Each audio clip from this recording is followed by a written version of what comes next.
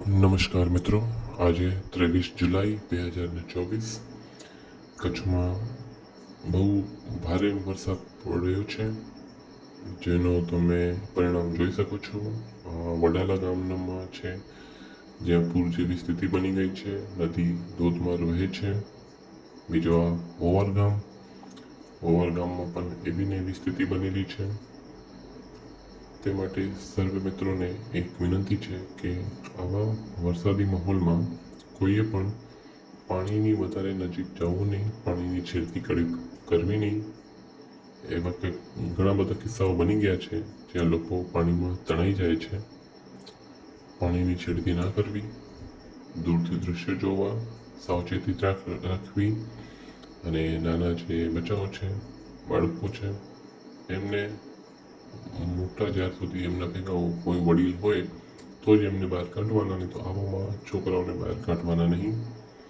આ નાના પાડિયાની સ્થિતિ છે, તેની પણ નદી ધોધમાર વહી રહી છે.